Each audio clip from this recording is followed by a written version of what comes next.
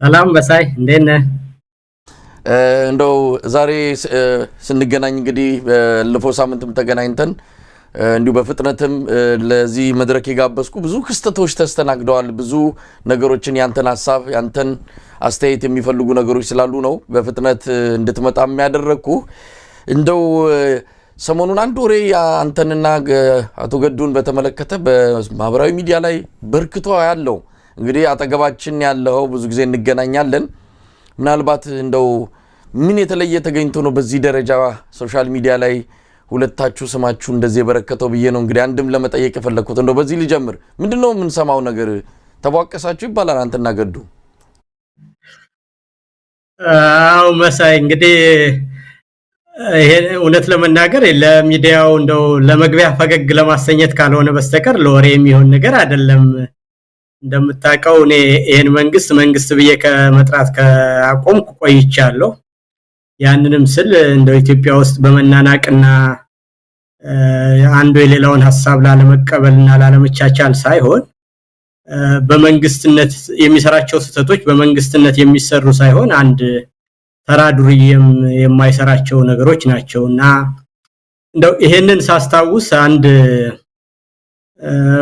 በማስታውሰው በ99 መጨረሻና በ2002 አካባቢ የቅንጅት አመራሮች እስር ቤት ይያሉ አፋር ካምፕ ላይ ይያለው ያነበብኩት አንድ መጽሐፍ አለ። ምንድነው ረጅም ጊዜ የኢትዮጵያ ኢኮኖሚክ ባለሙያዎች ማህበር ለረጅም ጊዜ የሚያደርጋቸውን ውይይቶች በመጽሐፍ መልክ ራዕይ 2020 የሚል መጽሐፍ አዘጋጅቶ ነበር። እንደውም ሰሞኑን ቅርብ ጊዜ ታማኝ ባየነ ከዛ ንግግሮች ውስጥ የጋሽ መስፍንን አውጥቶ ለጥፎት አይቻለሁ እና በዛ መድበል ውስጥ ያ በመጽሐፍ መልክ ታትሟል። በሁለት ቮሊዩም መሳይ ትልልቅ ንግግር ካደረጉ ሰዎች እነ ጋሽ መስፍን አለ፣ እነ ፕሮፌሰር ብርሃኑ አለ፣ ነፍሳቸውን ይማር፣ እነ ፕሮፌሰር በፈቃዱ ደግፌ እንደዚህ ትላልቅ ሰዎች በየጊዜው ስለ ኢትዮጵያ በ2020 ኢትዮጵያ ምን ትሆናለች በሚል ራዕይ 2020 በሚል የኢኮኖሚ ባለሙያዎች ያዘጋጀው ነውና ከዛ ውስጥ ጭንቅላቴ ውስጥ የቀረ አንድ ነገር አለ። እዛ ውስጥ ካደረጉ ስማቸውን ረስቸዋለሁ በእውነት ማን እንዳቀረቡት እዛ እንደ አዲስ አበባ ዩኒቨርሲቲ ፕሮፌሰር ናቸውና ከዛ ንግግር ውስጥ ዝም ይለኝ ምንድነው ኢትዮጵያ ውስጥ በጣም የተበላሸ ነገር ይሉና የፖለቲካ ፕሮፌሽናሊዝም በእጅጉ ወርዷል። አሁን እኮ ኢትዮጵያ ውስጥ በፖለቲካኛና በማጅራት መች መካከል ምንም ልዩነት የለም የሚል አነጋገር እና ያ እንግዲህ ልብ በል 2002 እና 99 አካባቢ ነው ያን መጽሐፍ ያነበብኩት። እስከዛሬ ድረስ ያቃል ምናልባት ሚያን ከተናገርኩ ከነዚያ ሰውዬን የወሰድኩት ሁሉ ጊዜ በፖለቲከኛና በማጅራት መች መካከል ምንም ልዩነት የለም በኢትዮጵያ ውስጥ እና ይሄ ደግሞ የፖለቲካ ፕሮፌሽናሊዝም መውረድ ነው። አንድ ሰው ወደ ፖለቲካ ውስጥ ሲገባ ከማህበረሰቡ እፊት በአደባባይ ቆሞ በጋራ ጉዳያችን ላይ ነው ካለ ስለነገ ያስባል፣ አሪያ ይሆናል፣ ወጣቶች መንገድ ያሳያል፣ ያስተምራል፣ ያሰባስባል እና እኒህ ሁሉ የመሪነት ሐሳቦች አሉበት። ስለዚህ ይሄ ከሆነ ደግሞ ኢንተግሪቲን ሁሉ የሚጠይቅ ነገር ነውና የአደባባይ ሰው መሆን ማለት ሌሎች ሁሉ ምሳሌ አድርገው የሚያይ ሰው ነው እንግዲህ እና በመንግስት በኩልና በመንግስት ደጋፊዎች የሚሰራውን ፕሮፓጋንዳ ስታይ ግን እኔ እንደውም ከማጅራት መችም ያለፈ ይሆናል። ማጅራት መቾችና አንዳንድ ቡድኖችም የራሳቸው ኤቲክስ አላቸው የሚግባቡበት አንድ ነገርና በእነሱ በኩል ግን የምታየው ከዛ ሁሉ የወረደ ነገር ነው። አሁን ይሄንን ለምን እንዳወሩት ይገባኛል። ያናደዳቸው እኔና አቶ ገዱን ተጣሉ ነው ተደባደቡ ያሉት ነገር ለምን እንዳመጡ ስለምናቅ አሁን ተደባደቡ ያሉትን ነገር በደንብ ደግሞ አቶ ገዱም ዳውንት በረሃ ውስጥ ይልቃልም ሶማ በረሃ ለምንድነው ከጠላቶቻችን ጋር ሲሰሩ ተደመሰሱ እንዲል የሚያደርጋቸውን ነገር እንሰራለን። ያቺ ትንሿ አስራችን እንደዚህ ከቆነጠጠቻቸው አሁን ደግሞ በደንብ የሚያስለፈልፋቸውንና የበለጠ የሚያዋርዳቸውን ስራ ብዙ ያልተሰሩ ነገሮች አሉና ለምን እንደዘለሉ ለምን አቅላቸውን እንደሳቱ እናቃለን። ያንን ስራችንን ደግሞ አጠናክረን የበለጠ እንዲዝረከረኩ እናረጋቸዋለን። መሳይ ይሄን ብቻ ነው ልል የሚችለው እንጂ ለዛ ተደባደባችሁ አልተደባደባችሁ እንደዚህ የሚለውን ቅድም እንዳልኩ የወረደ ፕሮፓጋንዳ መልስ ልንሰጠው ማንችልም። አትሊስት እንደ ወግም አለው እኮ ፕሮፓጋንዳ ነው። አዳዳራሽ ውስጥ ተገናኝተን አሁን ሞቅ ያለ ክርክር አድርገን ቢሆን ዱላ ቀረሽ ክርክር የሚለውን ወደ ድላ ወደ ውጥ ቢቀይረው አንድ ነገር ነው። እኔና አቶ ገዱ መጀመሪያ አንድ አዳራሽ ስብሰባ ላይ አሜሪካ ከመጣን በግልና በዲፕሎማሲ ኢንጌጅመንት ከምናረጋቸው በስተቀር አዳራሽ ስብሰባ ላይ ተገናኝተን አናውቅም እውነቱን ለመናገር እና በዚህ ደረጃ እንደው አቅል ያሳተ ፕሮፓጋንዳ ሲሰሩኮ ወጋ አለው እንዳልኩ ያቶ ገዱና እኔ አንዳንድ ምንሰራቸው ስራዎች ቢያሳብዳቸው ፕሮፓጋንዳውን ግን ከዛ በተሻለ ሶፊስቲኬሽን መስራት ይችሉ ነበርና ይሄ መንግስት ከመንግስትነት የወረደና ከማጅራት መችም ያለፈ መሆኑን የሚያሳይ ነው መሳይ እንደው ከዚህ በላይ ልልህ አልችልም ኢንጂነር ሊቃል እኔ መንግስት ያው ምንድነው ጣር ላይ ነው ያለው ጣር ላይ ያለ መንግስት የፈለገውን ሊያደርግ ይችላል ከዚህም በላይ ነገ ከነገ ልናይ እንችላለን ከመንግስት በላይ ግን እንዲህ አይነቱን ፕሮፓጋንዳ አንዳንዱ በቅንነት እውነት የመሰለው ዝም ብሎ ሶሻል ሚዲያ ላይ የሆነ ነገር ሲያይ እውነት መስሎት ያራገባል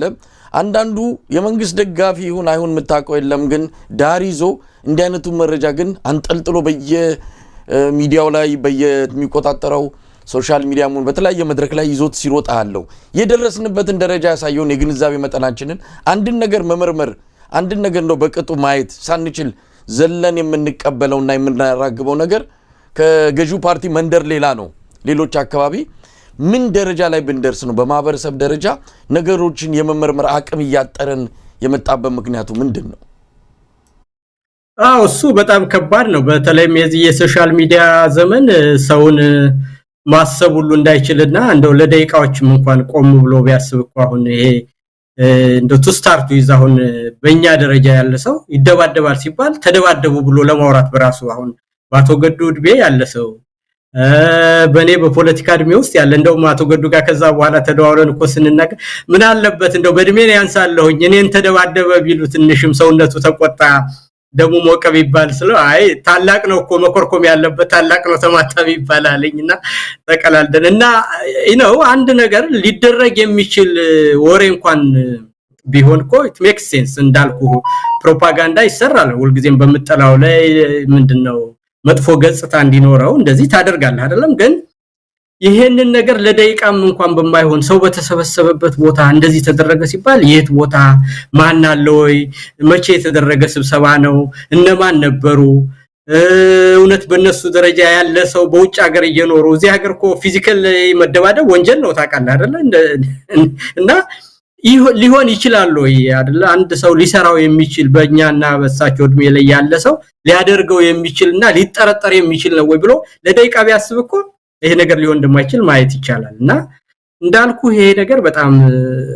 የሶሻል ሚዲያው ዘመን ሰውን አቅሉን አስቶታል ለደቂቃም እንኳን ለማሰብ በማንችልበት ደረጃ ላይ ደርሷል ግን እንደው ለወጣቶች ነው የምመክረው ነገር ተቀናቃኝንም ቢሆን ለማጥቃት ሲባል ራስን እስከሚያዋርድ ድረስ መሄድ ልክ አይደለም ደግሞ በተለይ ወደፊት በሚሆነው ነገር ዕውቀት ሊበራላይዝድ የሆነ ሰው በሰውነቱ የሚለካው አሁን ሰዋዊ በሆነ ነገር ርህራሄ በማሳየት ቀና በመሆን ጥሩ ጀጅመንት በማሳየት ስለሌሎች መጎዳት በማሰብ ነገን በማየት ነው እንጂ ባንድ ሙያ ባለቤትና ባንድ ነገር አዋቂነት የሚለካበት ዘመን አይደለም አሁን ከዚህ በኋላ የሚመጣው ዘመን ይሄ የአርቲፊሻል ኢንተለጀንስ ዘመን ሁሉም ሰው የሚሰራውን ነገር ሁሉ እየሰራ ስለሆነ ሰው የማይሰራው ነገር እንደዚህ ከነፍስ ጋር የተያያዙ ነገሮች ናቸው ይሄ የሞራል ነገሮች የኢንቴግሪቲ ነገሮች ስለ ሰው ርህራሄ ማሳየት የሞራል ጀጅመንት እና ነገን የማየት አቅምህ ነው ሰው ከዚህ በኋላ የሚለካበት ነገርና የሚኖረንም ሶሻል ቫልዩና ማህበራዊ አደረጃጀት ወደዛ ያመራ ስለሆነ እንደው ወደፊት መሪ ለመሆን የሚፈልጉ ሰዎች በአደባባይ መውጣት የሚፈልጉ ሰዎች ዘመኑ ሰውኛነትን የሚጠይቅ ስለሆነ እንደው አንድን ሰው ስለተጣሉ ብቻ ራስንም እስከሚያዋርድ ድረስ የሚያደርገውን ነገር እንደው ወጣቶች በዛ ደረጃ ያለ ሐሳብ ካላቸው ማህበራዊ ሚዲያ ካመጣው ስድነት ራሳቸውን እንዲቆጥቡ በዚህ አጋጣሚ ጥሬ ማስተላለፍ ወዳለሁ መሳይ አመሰግናለሁ ኢንጂነር ይልቃል እኔም ይሄን ጉዳይ ለማንሳት ብዬ አይደለም የጋበዝኩህ በዋናነት በኢትዮጵያ ወቅታዊ ፖለቲካ ጉዳዮች ላይ አንዳንድ ክስተቶች ስላሉ እነሱን ላይ ማብራሪያ እንድትሰጥ በሚል ነው እንደተባለው ነው ይሄንን ዜና በደንብ ካሰራጩት መሃል አንዱን ሚዲያ እንደዚሁ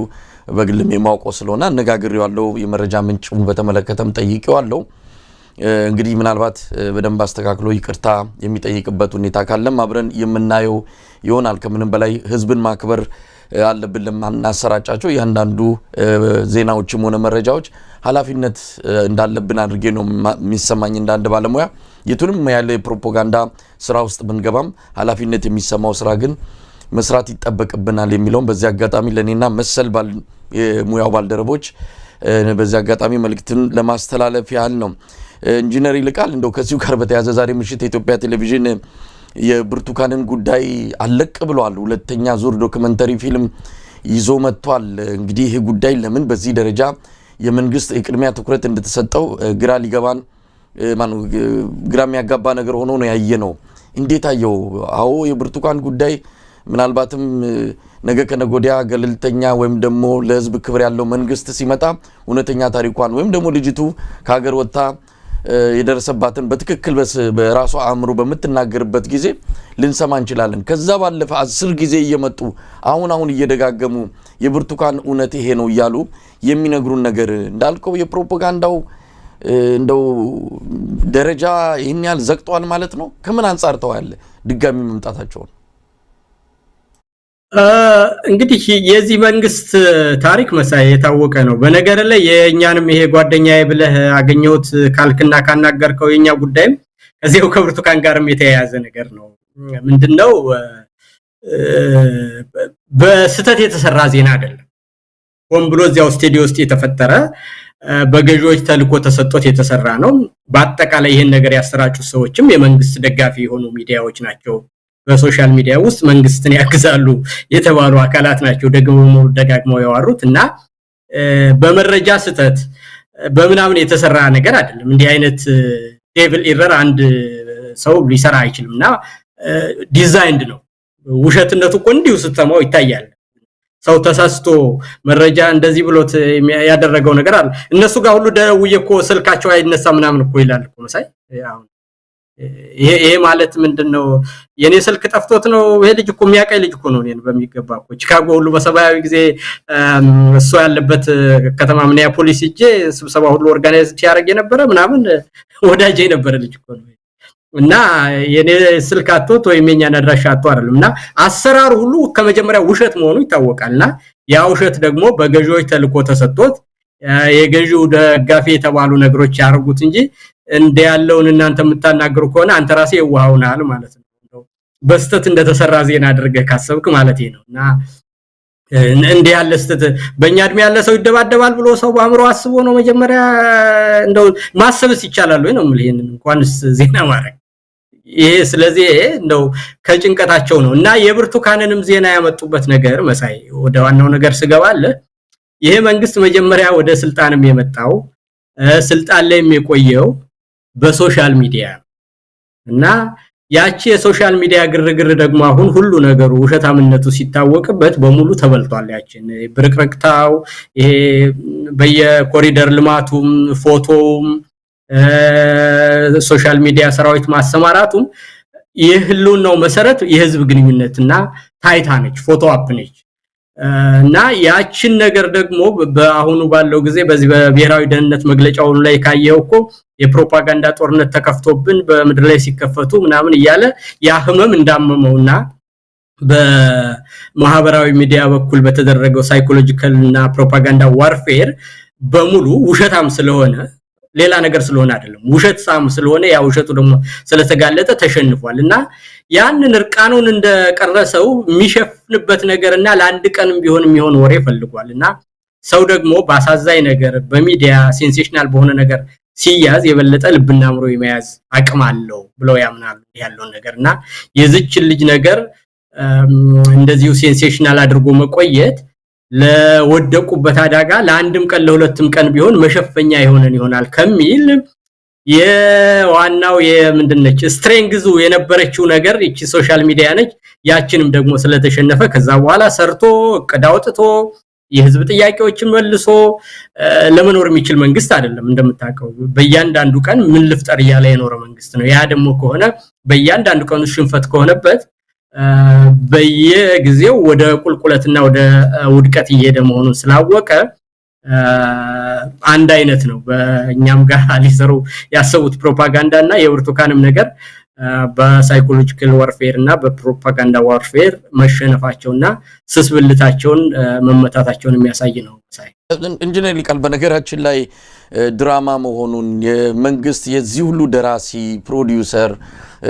ሁሉ ነገር የመንግስት እጅ መግባቱ የምታውቀው አሁን ዋዜማ እንደዘገበው ከሆነ የታሰሩት ላይ ክሱ እንዲቋረጥ ወስነዋል። እንግዲህ በሽብር ክስ ይሄን ሁሉ ጋጋታ ይሄን ሁሉ ማአት ፈጥረው ለዚህ ሁሉ ተጠያቂ እነዚህ ናቸው ብለው እዛ የኢቢኤስ ጋዜጠኞች ወይም እዛ ውስጥ ያሉትን ያሰሯቸውን በሙሉ ክሳቸው እንዲቋረጥ የወሰኑት እቺ ድራማ እስክትሰራ ነበር፣ እቺ ቀረጻ እስክትከናወን ነበር። እውነት ለማስመሰል የሄዱበት ርቀት በብዙዎች ዘንድ እየተጋለጠ ሲመጣ እነዚህ የድራማውን ተዋናዮችንም ጭምር በዚህን ያህል ከዚህ በኋላ በስር ማቆየት ስላልፈለጉ ክሱ እንዲቋረጥና እንዲለቀቁ የተወሰነ መሆኑን የሰማ ነው። ለማንኛውም እንግዲህ ሶስተኛ ዙር ሌላ አራተኛ ዙር የሚመጣ ከሆነ አብረን የምናየው ይሆናል። እቺ ልጅ ግን ሁለት ጊዜ ነው የተጎዳችው። ጉዳቱ ሲደርስባት አሁን ደግሞ ሁለተኛ በዚህ ስብዕናዋን እንድታጣ በአደባባይ የተለያዩ ተዋናያን ወይ የተለያዩ ትወና ገጸ ባህሪ እየሰጧት ልጅቷን በአደባባይ ስነ ልቦናዋን የጎዱበት ሁኔታ እጅግ የሚያሳዝን ጭካኔያቸውን ጥግ የሚያሳይ ነው ማለት ይቻላል። እንደው ከዚህ በላይ ማለትም አይቻልም። እኛንም በመጀመሪያው ዶክመንተሪ ውስጥ አስገብተውናል። አንድም የውሸቱን ልክ ያየነው በግሌ እሱን ነው። ምንም በማናቀው ነገር ውስጥ እንደውም እንደማንኛውም ሰው ነገሩ ካለፈ በኋላ በሚቀጥለው ቀን ያወቅንን ሰዎች ጭምር የነገሩ አካል አድርገው በዶክመንተሪ ውስጥ ማካተታቸው ምናልባት አንዳንድ ጆሮ ለባለቤቱ ባዳ ነው ይባላል። እንኬት አምጥተው የኛን ስም እዛ ውስጥ እንደከተቱ ራሱ በጣም አስደናቂ ነው። ነብይ ለማንኛውም ኢንጂነር ሊቃል ህብረተሰቡ በዚህ የሚታለል አይደለም። ሁሉም ያወቀበት ጉዳይ ስለሆነ ፕሮፓጋንዳቸውም ግቡን የሚመታ አይደለም። ባለፈው ተገናኝተን በተለያዩ ጉዳዮች ላይ አውርተን ነበርና አንድ ከዚህ ከኤርትራ ጋር በተያያዘ ያነሳቸው ሐሳቦች መነጋገሪያ መሆናቸውን በተመለከተ ነው እንደው አስቀድሜ ጥያቄውን ወደ አንተ ማደርሰው። መነጋገሪያነቱ በገዢው መንደር ጭምር ነው። እዛ አካባቢ ከፍተኛ የሆነ መነጋገሪያ ሆነዋል። ከዚህም ባሻገር ከገዢው መንደር ውጪ የሆኑ ፖለቲካን በተለያየ አጥር ውስጥ ሆነው የሚመለከቱትም ባንተ አቋም ገፍተን የመጣው በዚህ የተነሳ እየተነጋገሩ የቆዩበት ሁኔታ አስተውያለሁ። ለምን ይመስላል ከኤርትራ ጋር በተያያዘ ያነሳው ሐሳብ በዚህ ደረጃ መነጋገሪያ ይሆናል? እንግዲህ እኔ የመነጋገሪያነቱን ምንድነው መጠን በእውነቱ በውል አላቀውም፣ ግን የገዢዎች አካባቢ በምን ደረጃ ይዘውት እንደነበረ በትክክል አውቃለሁ። ምክንያቱም እነሱ ዋና ምንድነው የመቆያቸው ለስልጣን መቆያ አጀንዳ አድርገው ይሄንን ነገር ብዙ ርቀት ሊሄዱበትና ህዝብን ሊያደናግሩበት የፈለጉት አጀንዳ እንደነበረ ይገባኛል። የቆየና ብዙ ያልተጠና ነገር አድርጎ አጠቃላይ የኢትዮጵያንና የኤርትራንም ግንኙነት ወይም ደግሞ የኤርትራን መንግስትና የኢትዮጵያን ግንኙነት በጠላትነት ስሎ የወደብን አስፈላጊነትም ከዛ ጋር ለውሶ የሀገር ውስጥን ሁኔታ አጠቃላይ ወደ ውጭ ፕሮጀክት ለማድረግ ያንን ፕላን አድርገው እንደውም አንዳንድ ነገር ኮስሰማ በጣም አስቂኝ የሆነ ይሄ መንግስት በጣም ገለብል መሆናቸውን ሁሉ የሚያሳይህ የትራምፕ አስተዳደር ሁሉ አሜሪካኖች የኢሳያስ መንግስትን ስለማይወዱ አሁን ደግሞ የአሜሪካ መንግስት ኤክስፓንሽኒስት ፖሊሲ ነው ያለው። የፓናማ ካናልን ወስዳለው፣ ግሪንላንድን ወስዳለው፣ የካናዳን 51ኛ ስቴት አረጋለሁ ብለው ስላሉ እኛም ኤርትራን ብንወር የኢትዮጵያ መንግስት ምንም አይለንም። የአሜሪካ መንግስት እንግዲህ ልብ በለ የሚሰሩትን ኮምፓሪዝን እና ስቱፒዲቲያቸው እሳቸው ይሄንን እንደሚያዩት እንደ አርት ኦፍ ዘ ዲል ተብሎ በአደባባይ ሌላ ነገር ይናገራሉ፣ ሌላውን ነገር እንደ መደራደሪያ ይጠቀሙባታል እንጂ ካናዳን ይወራሉ ወይም ደግሞ ግሪንላንድን ይወራሉ አይደለም፣ አላደረጉትም። ፓናማንም በተመለከተ እንደዛው ነው። እና ይሄ ሁሉ ነገር የሚያሳይ ምንድነው የኤርትራን ጉዳይ ለትልቅ የፖለቲካ ዓላማ ፈልገውት እንደነበረ ነው የሚያሳየውና ያንን ደግሞኛ እውነቱን ለኢትዮጵያ ህዝብ ተናገረ። አንደኛ የኢትዮጵያ ህዝብና የኤርትራ ህዝብ ረጅም የሆነ የታሪክም የባህልም የቋንቋም የስነ ልቦናም የመልካም ምድርም ግንኙነት ያለውና በብዙ መልኩ ጣፈንታው የተሳሰረ መሆኑ የታወቀ ነገር ነው። በሁለተኛ ደረጃ በኤርትራ መንግስት በኩልም የሚነዛው ፕሮፓጋንዳ በዛ ደረጃ እንዳልሆነ አብረው ለመስራት የህወሓት መንግስትም እስከተወሰነ ድረስ በውልና በስርዓት ያልተመራ እንጂ እንደውም ሁለት ሀገር መሆናቸውን እንኳን በማይለይ ሁኔታ የነበረ ግንኙነት እንደነበረ ከዛም በኋላ ወደ ጦርነት የተገባው በሁለቱ ድርጅቶች ሪጂናል ሄጅሞኒና ያቻ ፉክክር እንጂ በራሱ በሁለቱ ሀገሮችና በሁለቱ ድርጅቶችና መንግስታት ውስጥ የነበረ የጠላትነት ስሜት እንዳልሆነ ደንበኛ የሆነ ስትሮንግ የሆነ አርጊውመንት አቀረብንና ያ ቀደም ያልኩን የያዙትን ሁሉ ፕሮጀክት ዜሮ ስላበላባቸው አሁን በዚህ በደህንነት መስሪያ ቤቱ ምንድነው የሚባለው የደህንነት ምክር ቤት ነው የሚባለው በዛ መግለጫ ሁሉ ከጠላት ጋር ሆነው ፕሮፓጋንዳ እየሰሩ የኢትዮጵያን መንግስት እንወጋለን ይያሉ መንግስት አሳልፎ ሁሉ እንዲሰጠን መንግስት ይያሉ ሲናገሩ ሰምቻለሁና ይሄም ምንድነው ትልቅ እጥያቸውን እንዳስጣልናቸው አውቃለሁ ምናልባትም እንደው ደጋገም ነው እንጂ ካቶ ገዱ ጋርና ከኔ ጋርም የተሰራው ፕሮፓጋንዳ ከዚህ ሁሉ ጋር የተያያዘ ይመስለኛልና ትልቅ አጀንዳቸውን ከጃቸው ላይ አስጥለናቸዋል እና ባላሰቡት ሁኔታ ከዚሁም ከስቴት ዲፓርትመንት አካባቢ የተደወለላቸውም ስልክ እንደዛ እንዳሰቡት አሜሪካ ምንም አይለንም ሳይሆን አርፋችሁ ተቀመጡ ቀጠናውን አትበጥብጡ የሚል አይነት እንደሆነ ነው አንዳንድ መረጃዎች የሚወጡት ጋርም ተያይዞ ይመስላል አሁንም ያልኩ የዚህ ብሔራዊ ደህንነት መግለጫ የሚባለው በሰላማዊና በህጋዊ ፖለቲካዊ በሆነ መንገድ ወደ ፍላጎታችን እንቀጥላለን ሲባል ጦርነቱን በተቆጣችሁን መሰረት ተተነዋል የሚል መልስ ሁሉ ለመስጠት ይመስላልና ዝሮ ትልቅ አጀንዳ ላይ ያደርጉት ትልቅ የህዝብ ማሰባሰቢያ ትልቅ የሀገር ውስጥን ችግር ወደ ውጭ ለመግፊያ እንጠቀምበታለን ብለው የያዙትን ጮማ አጀንዳ ከጃቸው ስላስጣልናቸው ይመስለኛል መሳይ ኢንጂነር ቃሌን ነው እዚሁ አጀንዳ ላይ ልቆይና ኢትዮጵያና ኤርትራ ወደ ጦርነት ቢገቡ እንግዲህ አንድም ኮዲው ስም ተዘጋጅቶ ስም ተበጅቶ ለእኛና መሰል በዚህ አጀንዳ ላይ የተለየ አቋም ለያዝን ሊሰጠን የተዘጋጀ ስም ሁሉ አለ ባንዳ የሚል ጦርነቱ ቢከፈት ከኢትዮጵያ መንግስት ወይም ደግሞ ከአብይ ጎን ያልተሰለፈ ባንዳ የሚል ታርጋ ሊለጠፍለት ኮዲው ዝግጅት እየተደረገ ያለ ይመስለኛል ባንድ ሚዲያ ላይ ሰሞኑን የቀርበም እንዲህ አይነት ጥያቄ ቀርቦልኝ ነበር ጦርነቱ ቢጀመር ለማን ነው የምንቆመው የሚል አይነት አጀንዳ ነው ወይም ጥያቄ ነው የቀረበልኝና ያው የመለስኩትም አለ ባንዳን መንቀል ባንዳነት አይደለም በሚል መልኩ ነው የመለስኩት ለማንኛውም ግን ኢንጂነር ይልቃል አሁን አሰላለፋቸውን ከወዲሁ እንደ ፍሪቻ ሳያበሩ ሊታጠፉ የተዘጋጁ አሉ ይሄማ የሀገር ጉዳይ ነው አብይ ምንም እንኳን በሐሳብ ብንለየውም እንዲህ አይነት ነገር ከተከሰተ አሰላለፋችን ከማን ጋር ነው መሆን ያለበት ጥርጣሬ ውስጥ የሚገባ የለም ብለው ኮዲው ያኮበከቡ የዚህኛውም ወገን አንዳንድ ሰዎችን ያለው በእነሱም ዘንድ ነው ያንተ አቋሚ ባለፈው በተለየ ሁኔታ በቁጣም ይሁን በሌላ መልኩ ሲመለከቱት የነበረው ለማንኛውም እንዲህ አይነት ስሜት እየፈጠረን ያለው ምን ማለት ይቻላል ባንዳነት ነው ወይ እንዲህ አይነት ወቅት ላይ የኢትዮጵያን ብሔራዊ ጥቅም አሳልፎ የሚሰጥ እንደ አብይ አህመድ በዚህ ዘመን በሌለበት በዚህ ወቅት ላይ ከአብይ አህመድ ጎን ተሰልፈን ይሄን ጊዜው ያልሆነን የእብድ አጀንዳ ማራገብ ኢትዮጵያዊነት ነው ብሎ ማሰብ ይቻላል ከዚህ በተቃራኒ ያሉትን ደግሞ ባንዳ ናቸው ብሎ መፈረጅ ትክክል ነው መጀመሪያ ጦርነት ለምንድን ነው የምንገባው እስቲ አሁን አንድ ነገር እንደው አይደለም ትልቅ ሰዎች ነን እኛኮ በቀደም በተደጋጋሚ እንዳልነው የህዝብ ጉዳይ ይመለከተናል ብለን አንድን ማህበረሰብ ከአንድ ደረጃ ወደ አንድ ደረጃ እንወስዳለን ብለን በአደባባይ ወጥተን ለጋራ ጉዳዮቻችን የቆምን ሰዎች እና ነገሩም ሲታይ በዛ ደረጃ ትልቅነቱን መገንዘብ ያስፈልጋል መሳይ አሁን ኢትዮጵያና ኤርትራ ወደ ጦርነት የሚገቡበት እና የባንዳነትና የአርበኝነት ስም ሊያሰጥ የሚችለው አጀንዳ መጀመሪያ ምንድነው ነው ሌላ ሀገር መንግስት ያለ አግባብ ሀገራችንን ወሮ ድንበራችንን ወሮ ዜጎቻችንን ገሎ ብሔራዊ ጥቅማችንን ነክቶ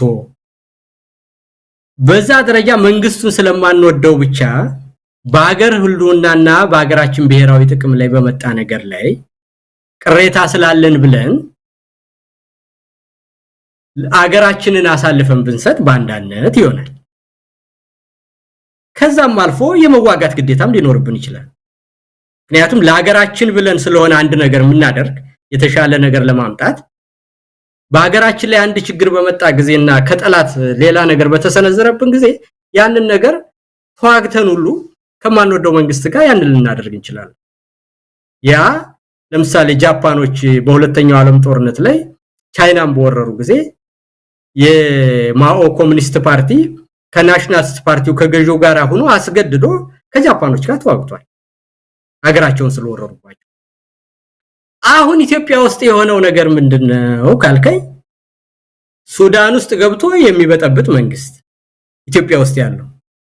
ኤርትራን ትናንትና ወዳጀና የጨለማው ጊዜ ወዳጀ የሚለውን መንግስት ወደብ ካላመጣ ብሎ ካለም አቀፍ ህግ ውጪ እና የኢትዮጵያና የኤርትራን መልካም ግንኙነት በጥሩ ሁኔታ ይጨርሳል ተብሎ ኖቤል ፕራይስ የተሸረመው ሰውዬ ኢትዮጵያን ካልወረርኩ ብሎ ካለም ጋር የተጣላ ሰው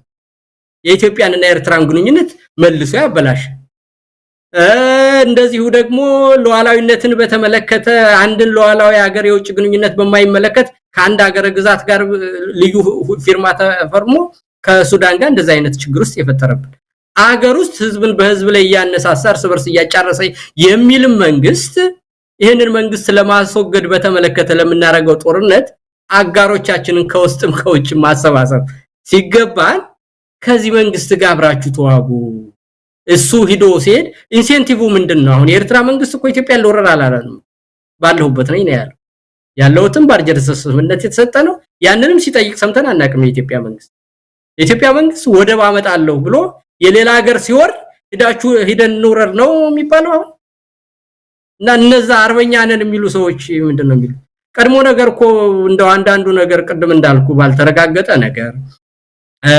ክብራችንን በሚነካ ነገር መረጃ በሌለን ነገር አንናገርም ነው እንጂ እኮ የሱም ይዋጋው እኮ የአረብ ኤሚሬትን ፍላጎትና ከሳውዲ ጋርና ከሌሎች ጋር ያላቸውን ፉክክር ለመወጣት ሲል የነዛን አጀንዳ ይዞ ነው። የኢትዮጵያ ሁሉ አንዳንድ ጀነራሎች ጉርሻ ይቀበላሉ ነው የሚባለው ከኤሚሬትስ መንግስት መሳይ እና ይሄ ብዙ ሰው ሲናገረው የሰማሁት ነገር ደግሞ እነዛ ሀገሮች በእንደዚህ አይነት ነገር የታወቁ ናቸው። የተወሰኑ ሰዎችን ብራይ በማድረግ በፐርሰናል ዲፕሎማሲ እና ማታለልና በመደለል ብሔራዊ ጥቅማችንን ሁሉ እናሳካለን ብለው በፔትሮ ዶላር ያበዱ ሰዎች ናቸው። ያንን ለማድረግ ነው እንግዲህ የኢትዮጵያንና የኤርትራን ታሪካዊ ግንኙነት ወደ ጦርነት ሲያስገባ እኛንም እየደበደበ ጎረቤትም እየረበሸ ዓለም ሁሉ እና ዓለም አቀፍ ጉጭ የሚያደርገውን ነገር መደገፍ እኔ አላዋቂነት ነው የሚመስለኝ። እነዚህ ሰዎች አርበኝነት ምን እንደሆነ አያውቁትምና የአብይ መንግስት ለኦነግ ሰልል ነበር፣ ለአሜሪካ ሰልል ነበር፣ ለግንቦት ሰባት ሰልል ነበር። ለምን እንደው አብይ አገር ወዳድ ሆኖ እናንተን በባንዳነት ሲከሰን ያን ታሪክ ለማየት ያብቃን እና ግዴለም መሳይ የልጆች ጨዋታ ነው። ያው እንግዲህ የኢትዮጵያ አጀንዳ እንዳልሆነ ከዚህ ቀደምም በተደጋጋሚ ብዙ ሰዎች ያሉት ጉዳይ ነው። ሱዳንም የገባው የተባበሩት አረብ ኤሚሬትን አጀንዳ ለማስፈጸም ነው። ዛሬ የሱዳኑ ወታደራዊ መሪ ሁሉን ነገር አሸንፈው ወደ አስመራ ሁሉ ያቀኑበት ሁኔታ የሚያሳየው የናቢ ፍላጎት የተባበሩት አረብ ኤሚሬት ፍላጎት ሱዳን ላይ እንደተቋረጠና እንደተቆረጠ የሚያሳይ ነው። ከሶማሌላንድም ጋር የገባንበት ፍጥጫም አንድም የዚቹ ነው ሀገር የተባበሩት አረብ ኤሚሬትን ፍላጎት ለማስፈጸም ነውና በአንድም ይሁን በሌላ 4 ኪሎ ያለው መንግስት ቅጥረኛ መንግስት ሆነ የተቀጠረ መንግስት ሆነ በኢትዮጵያዊነት በኢትዮጵያዊ መስዋዕትነት የሌሎችን ሀገራት ጥቅም ለማስከበር ቆርጦ የተነሳ መሆኑን ከዚህ በላይ ማሳያ የለምና ወደፊትም የኢትዮጵያ ሕዝብ በነቃ ሁኔታ ነው ጉዳዩን መከታተል ያለበት። ቀደም ሲል የጠቀስከው የብሔራዊ ደህንነት ምክር ቤቱን አጀንዳ እንደው በዚህ አጋጣሚ እናንሳው። በዚህ ጉዳይ ላይ ተወያይቷል ተብሏል። ምናልባት አንተ ለስለስ አድርገው ገለጽከው። ግለቱ እንዲጨምር መደረግ አለበት ነው። በተነሳንበት ግለት የዚህ ወደቡ አጀንዳ መቀጠል አለበት ነው። የተነሱበት ግለት ሰላማዊ አልነበረም። የተነሱበት ግለት በውይይት አይደለም፣ በኃይል ነው። በኃይል እንወስዳለን ነው የሚቀጥለውን ምንድነው እሬቻ ቀይ ባህር እናከብራለን የሚል እብሪትና ድንፋታ ነው የሰማነው። ስለዚህ በግለቱ ይቀጥላል በሚል የተገለጸውን አሁን አንተ ባስቀመጥከው መልኩ ኃይልና እንጠቀምም በዲፕሎማሲና በውይይት ነው ወደብ እናገኛለን የሚል ነገር ወይም ደግሞ ትርጉም አዝሏል ማለት እንችላለን ወይ? ሌሎችንም ጉዳዮች አነሳለሁ። እንደው ከዚሁ እንጀምር። የብሔራዊ ደህንነት ምክር ቤቱን መግለጫ እንዴት አየው? እንግዲህ መግለጫው አጠቃላይ መሳይ በመንግስት በራሱ መሸነፉን ያመነበት መግለጫ ነው። እዛ ላይ ካየው እኮ በምንድነው 3 አካላት እየተዋጉን ነው የሚለው እና በሃይማኖት ተቋማት ውስጥ ሰርገው ገብተዋል ይላል። በህጋዊ ፓርቲዎች ሽፋን ሰርገው ገብተዋል ይላል በመዋቅራችን ውስጥ ሰርገው ገብተዋል ይላል በውጭ ሀገር ሆነው በህዝብ ግንኙነት ስራው ከሌሎች ሀገሮች ጋር እንሰራለን ይያሉ ምንድነው የፕሮፓጋንዳ ዘመቻ ዘምተውብናል ይላልና አብየት ነው ያለ ነው ማለት በዚህ ውስጥ እንግዲህ በውስጡ ሰርገን ከገባን በአመለካከት የራሱን አባላት ካሸፈትንበት የሃይማኖት ተቋማትን ሁሉ በዚህ ደረጃ የፋኖን አመለካከት ይዘዋል ብሎ ካመነ ህጋዊ ሆኑ ፓርቲዎች ሁሉ በዛ ውስጥ ገብተዋል ብሎ ካመነ በውጭ ሀገር የሚኖሩት ሁሉ ከሌሎችና ከጎረቤቶቻችንና ከጠላቶቻችን ጋር የሚለው ጠላቶች ማን እንደሆኑ እግዚአብሔር ይወቀው ስም ሳይጠቅስ አብረው ዘምተውብናል ካለ ይሄ ሁሉ ኃይል እንግዲህ በቃ በአጠቃላይ ምኑ ነው ያለው ነውና ይሄ ሁሉ የሚያሳየው ለኔ በሁሉም ቦታ ውስጥ ይሄ ህዝባዊ ንቅናቄ ይሄ የፋኖ ፍታዊ ጥያቄ የአማራ ህዝብ የህልውና ጥያቄ በሁሉም አካላት ውስጥ በራሱ በአብይ መዋቅር ሁሉ እንደታመነበትና የአብይ መዋቅር ሁሉ እንደሸፈተና በፋኖ አመለካከት እንደተማረከ በራሱ በመግለጫ አምኗል ነው የሚታይ ስለዚህ ይሄ በመግለጫው ካመነ ይሄንኑ ስራችንን በውስጡ ያለውንም አካል እንዲሸፍት የበለጠ ባለን መዋቅር እሱ እንደነገረን ከሆነ የበለጠ ማስፋት በውጭ ሀገር ያለውም የህዝብ ግንኙነትና ፕሮፓጋንዳ ተከፍቶብኛል ብሏል ይሄንን አጠናክረን መቀጠል በእያንዳንዱ መዋቅር ውስጥ ገብቷል ያለውንም ነገር ያንን በየመዋቅሩ ያለውንም ማጠናከር ሜዳ ላይም ያለውን ትግል አጠናክሮ መቀጠል ነው ስለዚህ እሱ መሸነፉንና ችግር ውስጥ መግባቱን አምኗል ሌላውና ይሄንን የወደብን በተመለከተ እንግዲህ ቀደምም እንደገለጽኩልህ ሰላማዊ ፖለቲካዊና ህጋዊ በሆነ መንገድ እንጠይቃለን ነው የሚል ነገር ግን ይችን መግለጫ ለምን እንዳመጣ ታውቃለህ ከማርክ ሩቢዮ የስልክ መልእክት በኋላ አርፈ ተቀመጣት ትከሽከሽ ስለተባለ እነሱን ለማታለል ሊሆን ይችላል እሱ ይመቸኛል ካለ ምንም ነገር ለማድረግ እንደሚፈልግ ይሄኛውን በር ሲዘጋበት በዚህ እንደሚሮጥ ይሄኛው ሲዘጋበት ወደ ኋላ እንደሚሄድ ሁሉንም ነገር የሚያደርግ ሰው እንደሆነ አንፕሬዲክተብል መሆን አይደለም ያብይ ሁሉንም አይነት ነገር ለማድረግ መርህ የሌለው ሰው ነው አንፕሬዲክተብል ሳይሆን መርህ አልባ በዚህኛ አንድ ሰው እኮ አጀንዳ ይዝና ያን አጀንዳ ብዙ መስዋዕትነት ቢያስከፍለውም ህዝብ ያሳመነ መዋቅሩን ያሳመነ ዲፕሎማሲውን ያሳመነ ያንን አጀንዳ መግፋት እና በዚህ በኩል ከዘጋበት በዚህ ይሮጣል በዚህ ከዘጋበት እንደ ህፃን ልጅ ነው ምንም አላማ የሌለውና ወደ ሁሉም አቅጣጫ የሚሄድ ሰው ስለሆነ ዛሬ ያለውን ነገር ነገ ሊቀይረው እንደሚችል ማወቅ ያስፈልጋል ከዚህ በኋላ ተመልሷል ብሎ መዘናጋት አያስፈልግም አንተ እንዳልከው አሁን ግን ለጊዜውም ቢሆን ግን ሱዳን ውስጥም ገብተህ የምትዘባርቀው ነገር አቁም ተብሎ በነገራችን ላይ አረብ ኤሚሬትን በተደጋጋሚ በሰኔት የውጭ ጉዳይ ኮሚቴ ውስጥ ማርክ ሩቢዮ የውጭ ጉዳይ ሚኒስትርነታቸውን ሹመት ለማጽደቅ በሚቀርብላቸው ኢንኳይሪ ውስጥ እዛ ኮንፎርሜሽን ላይ በተደጋጋሚ ሱዳን ውስጥ የምትገባው ነገር አረብ ኤሚሬት ወዳጃችን ብትሆንም ያንን ነገር ግን በቃሽ ልትባል ይገባል ተብሎ በተደጋጋሚ ጄኖሳይድ ፈጽሟል ብለው ከሚሉት አካል ጋር ራፒድ ሰፖርት ፎርስ ከሚባለው ጋር መቆሟን አውግዘው በተደጋጋሚ ሲነገር የነበረ ነገር ነው እና ይሄ ዝም ብሎ በመላምት የምናረጋው ሳይሆን በይፋ ባሰላለፍ ደረጃ የአልቡርሃንን መንግስት የአሜሪካ መንግስት እንደሚደግፍ በይፋ የታወቀ ነገር ነውና ከዛ በተቃራኒ አብይን በመቆሙ በቃ ሊባል እንደሚችል ምንም አረብ ኤሚሬትን ወዳጃቸውን በአደባባይ በሴኔት ከተናገሩ አብይን በስልክ አይናገሩትም ብለህ ለማለት አትችልም ለዚህም ነው የተነጋገሩትን መልእክት በአደባባይ ሳያዋጣው የቀራብይ ይሄ ግልጽ ነገር ነውና አንዳንዱም ጮህትም የመጣውኛንም እሱን ከመደወላቸው በፊት ስልክ አግኝተዋቸዋል ተብሎኛን ስለሚታሰብ በዛ ሁኔታ ለማጥቃትም ነው ያ ነገር የመጣው ዞሮ የዚህ ብሔራዊ ደህንነት የሚባለው መስሪያ ቤት መሳይ አብይ ዝም ብሎ መጫወቻ አድርጎ የሚያመጣው ነገር ነው ተመልከተ አሁን ይሄ ስራው ምንድነው በራሱ የዚህ የስራ ድርሻው የዚህ የብሔራዊ ደህንነት ኮሚቴ የሚባለው በስንት ጊዜ ነው የሚሰበሰብ የዛ አባላት እነማን ናቸው በምን ያህል ጊዜ ይሰበሰባል ተግባርና ኃላፊነቱ ምንድነው ብለህ ብትል የትናንቱን ስብሰባ ፉርሽ ታደርገዋል ምክንያቱም በተለያየ ጊዜ የተለያዩ ሰዎች ይሰበሰባሉ እዛ ውስጥ አባል ይሆንም አባል ያልሆነም የሥራ ድርሻው ምንድነው ብለህ የማይመለከተውን የልማት የምናምን ነገር ሁሉ ሲያወራ ታገኘዋል በስንት ጊዜ ይሰበሰባል ብትለው በትክክለኛ የጊዜ ሰሌዳ የሚሰበሰብ ሳይሆን አብይ አንድ ነገር ለማስተላለፍ ሲፈልግ ያንን ነገር ጽፎ አምጥቶ ለፎቶ ብቻ የሚፈልጋቸው ሰዎች ናቸው እና የሆነው ነገር አሁን አብይ ጠፍቶ ሰንብቷል አጀንዳ መሆን ፈልጓል ያንን ወረቀት ጻፈና የነሱ ጋር ፎቶ ተነስቶ በተነው እና በዛ ደረጃ ያለ እንጂ በምን ያህል ጊዜ ነው የሚሰበሰቡት በዛ ደረጃ ነው ወይ አሁን የተሰበሰቡት እነማን ናቸው የሚሰበሰቡት እውነትስ የብሔራዊ ደህንነት አባላት የታወቁና መሰብሰብ የሚገባቸው የማይገባቸው አካላት ናቸው ወይ የሥራ ድርሻውና ተግባርና ኃላፊነቱስ የሚመለከተው ምን ድረስ ነው ምን ጉዳይ ሲሆን ነው ይሄ አካል መሰብሰብ ያለበት ሚለውን ብታይ ዝም ብሎ አብይ የሚጫወትበትና አንድ ማውራት የሚፈልገው ነገር ሲኖር ያንን ጽፎ በስሙ መግለጫ የሚያወጣበት እንደሆነ በግልጽ የታወቀ ነው እና አንድ ጊዜ ከአማራ ክልል የሚመጡ ሰዎችን ሁሉ ወደ አዲስ አበባ እንዳይገቡ ሲከለከሉ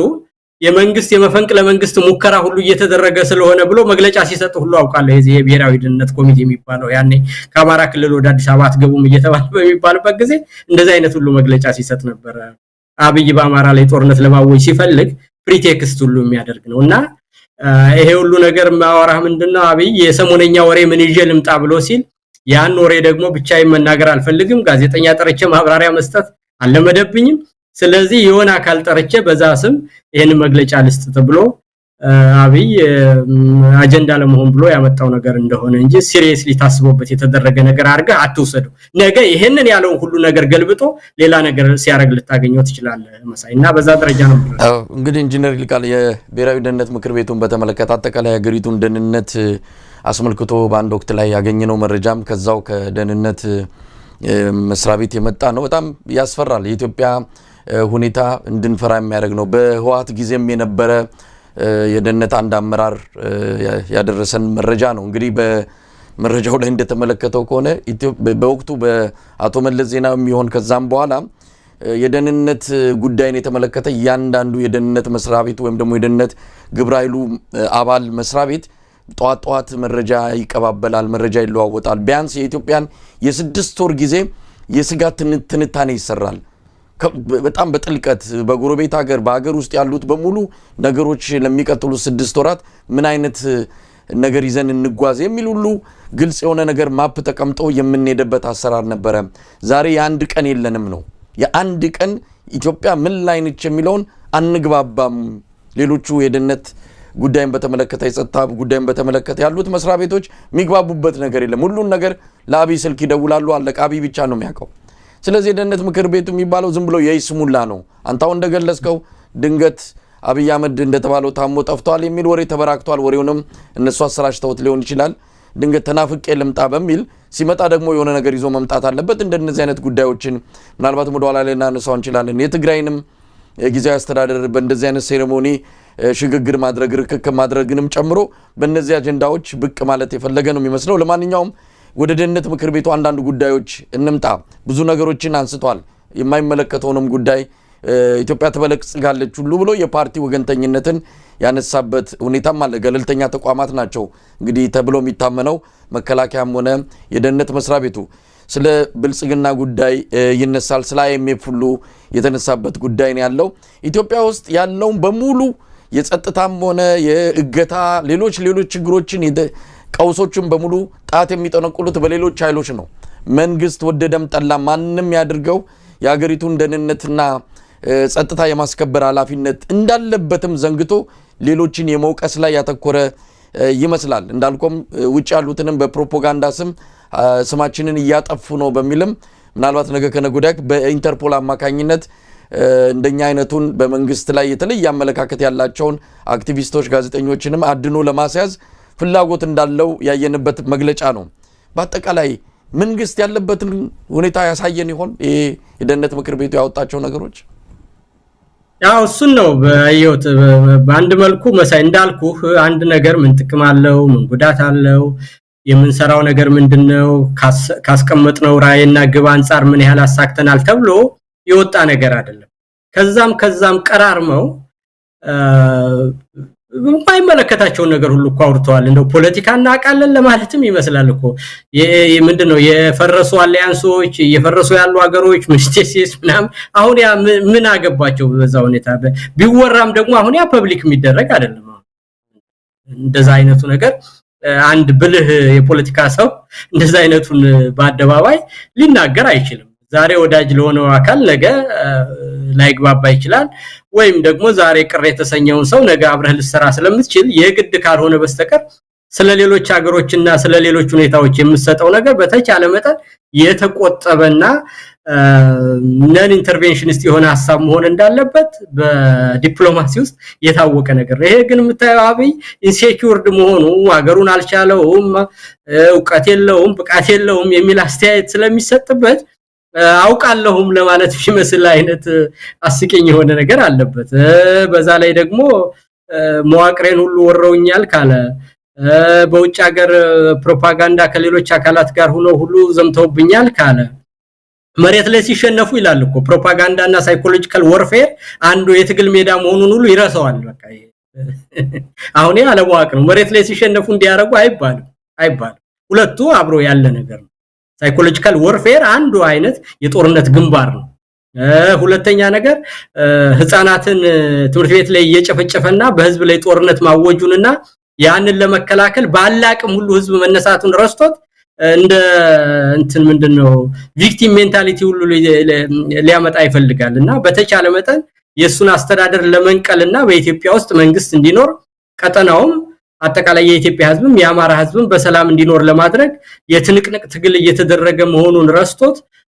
የበደለኝነት ስሜት በማውራት የሱ ደጋፊ ሊያሰባስብ ሁሉ የሚፈልግ ነገር ይመስላልና ይሄ ሁሉ ነገር ስታየው ምንድነው በጥሞና የታሰበበት እንዳልሆነ በሌላ ወገን ግን ችግር ውስጥ መግባታቸውን ሁሉ በግልጽ ያመኑበት ነው። መዋቅራችንን ወረውታል ብለው ካሰቡ የሃይማኖት ተቋማትን ሁሉ ወረዋል ብለው ካሰቡ ያኮረፉ ድርጅቶችን ሁሉ ይዘው በእኛ ውስጥ ዘምተዋል ብለው ካለ ሰላማዊ ፓርቲዎችን ሁሉ በዛ ደረጃ ውስጥ ገብተዋል ካለ ምን አይነት ሐሳብ ቢሆን ነው ይሄን ሁሉ አካል ያሸፈተው? ስለዚህ መንግስትን እየተወ የመንግስት መዋቅርም ከሄደ የሃይማኖት መዋቅሮች ሁሉ ለዚህ አካል ዝንባሌ ካሳዩ ይሄ አመለካከት ጀስቲስ ያለበትና እውነተኛ አመለካከት መሆኑን የአብይን መዋቅር በሙሉ ልቡን እንዳሸፈተውና እንደማረከው የሚያሳይ ነገርና አብይ መሸነፉን አውቀን ያንኑ ስራችንን አጠናክረን መቀጠል ነው። ስለዚህ ኢንተርናል ዲስቴንሽን እና በውስጡ ደግሞ ክፍፍልንና መለያየትን መንዛት በአንድ ተቀናቃኝ ውስጥ ግራ ማጋባትና ከውስጡ እንዲበሰብስ ማድረግ አንዱ የትግል ስልትና ዘዴ ስለሆነ ኢንፊልትሬሽን ይሄ ደግሞ አጠናክረን መቀጠል ያለብን ነውና በአጠቃላይ ስታየው በሪፖርቱ ከሆነ ምናልባት ውስጥ ያለንን ሚና ምን ያህል እንደሆነ በውል ያልተረዳን ሰዎች የበለጠ ውስጣቸው ድረስ እንዳመማቸው የሚያሳይና መሸነፉን የሚገልጽ ነገር ሆኖ ነው ያገኘሁት። መሳይ አጠቃላይ እንግዲህ ከብሔራዊ ደህንነት ምክር ቤቱ መግለጫ አውጣ እንበልና ሰሞኑን ትግራይ ላይ የተካሄደውን አጠቃላይ ሁኔታ እስቲ እንመልከተው። አብይ አህመድ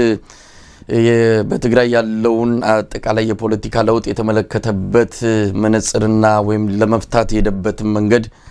ስናየው በትግራይ የተፈጠረው አዲስ የፖለቲካ ንቅናቄ በተለይ ወጣቱ ማህበረሰብ ክፍል የፖለቲካ ሊቱ አጠቃላይ አዲስ የፖለቲካ ፓርቲዎች እየመጡ ህወሓት ላይ ፈተና የመደቀናቸው ሁኔታ ብዙ ነገር ለውጥ ይመጣል ተብሎ በሚታመንበት በዚህ ወቅት ላይ አብይ አህመድ አሁንም ከህወሓት ሰዎች ጋር ምናልባት በምን አይነት ፎርም እንደሆነ ባይታወቅም አብሮ ለመስራት የሚያስችል ፍላጎት ያሳየበትን መድረክ ነው በቅርቡ ያየነውና እሱ የሾመው እሱ የሰየመው በፊርማው ስልጣን የሰጠው የትግራይ ጊዜያዊ አስተዳደር ፕሬዝዳንት ጌታቸው ረዳ ተፈናቅሎ በኃይል ወደ አዲስ አበባ መጣ። ያንን ማጽናት ወይም ደግሞ ስልጣኑን እስከተመደበለት ጊዜ ድረስ እንዲጨርስ ማድረግ ማስገደድ ሲገባው እነሱ ያሉትን ተቀብለው በእንደዚህ አይነት ሴሬሞኒ የጊዜያዊ አስተዳደሩ ፕሬዝዳንት ሌተናል ጀነራል ታደሰ ወረደ እንዲሆን አድርጓል። ምናልባት ይህንን የፖለቲካ ክስተት እንዴት ተመለከትከው? አብይ አህመድ ተሸነፈ ወይስ አሸነፈ? ምን ማለት ነው የምንችለው? እንግዲህ መሳይ እዚህ ላይ ሁለት ነገር ነው የምታየው።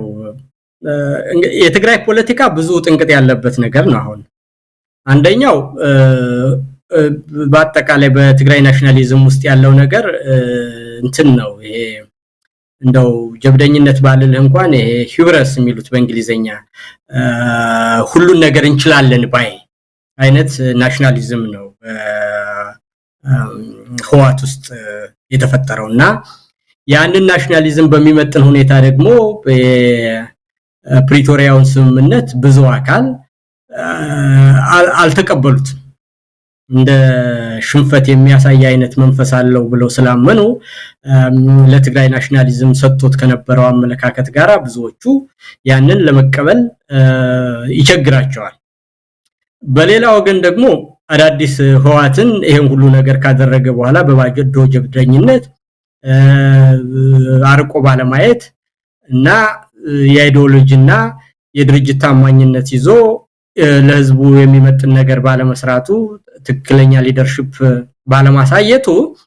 የትግራይን ህዝብ ለአደጋ አጋልጧል የሚል በተለይም ደግሞ በወጣቱ ማህበረሰብ ላይ ትልቅ የሆነ ንቅናቄና ህዋትን ያለመፈለግ አይነት ሙቭመንት የሚመስል ነገር ተፈጥሯል እና ይሄ ነገር ደግሞ አቶ ጌታቸው ረዳና ሌሎችም የሚዲያ አካላትም ወጣቶችም ሲቪክ ማህበራትም በሰፊው የተሳተፉበት አይነት እንቅስቃሴ ነው። ሁለተኛው ነገር ደግሞ የአብይና ከፌደራል መንግስት ጋር ባለው ግንኙነት የህዋት ኃይሎች እንግዲህ የህዋት ቦዲ ፖለቲክስ በትግራይ ውስጥ ትልቅ ቦታ አለው። ይሄ ንቅናቄ ትግራይን ያላመራር ሊያስቀር ህዋትንና ምልክታችን የሆነውን ድርጅት ሊያጠፋ ከፌደራል መንግስት ጋር አብሮ የትግራይን ህዝብ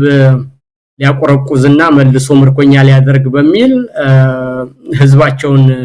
እና በማደራጀት ልምዳቸው ህዋቶቹ የበለጠ ተጠናክረውና ሞቢላይዝ አድርገው ወደ አደባባይ የመጡበት ሁኔታ ነው ያለውና በዛ መሰረት ሁለቱ ነገር አንድ ላይ ተጣምሮ መጥቷል። የመጀመሪያው የስልጣን ዘመን ማለቅና የህዋት ኃይል ደግሞ የበለጠ ተጠናክሮ የጌታቸውን ቡድንና ለውጥ የፈለገውን አካል ጸረ ትግራይ እንቅስቃሴና ጸረ ትግራይ ናሽናሊዝም እንቅስቃሴ አድርጎ በመፈረጅ ያንኑ የነበረውን ያፈና መዋቅራቸውን አጠናክረው ሲመጡ ሁለቱ እንግዲህ ኮንከረቱ ነው በአንድ ላይ የመጣ ነገር ነው። የጊዜው ማለቅና የህዋት መልሶ ጸረ ጌታቸው እንቅስቃሴ ማድረግ አንድ ላይ ነው የመጣው። ይሄ በሆነ ሁኔታ የአብይ ሚናዚ ውስጥ ምን ሆነ ብትለኝ ወደ ብሽሽቅነት በገባ መልኩ በሚመስል ነገር በጌታቸው በኩል ያለው ነገር ለጊዜውም ቢሆን ጉልበት እንደሌለውና የወታደሩ ድጋፍ እንደሌለው ያንን ደግፎ የበለጠ ማስኬድ እንደማይችል እና ከዛ ጋር መስራት ለጊዜው እንደማይጠቅመው አውቋል። በሌላ ወገን ደግሞ ህዋትን በሙሉ ቅና ሰጥቶና ተሸናፊ መሆን አልፈለገም።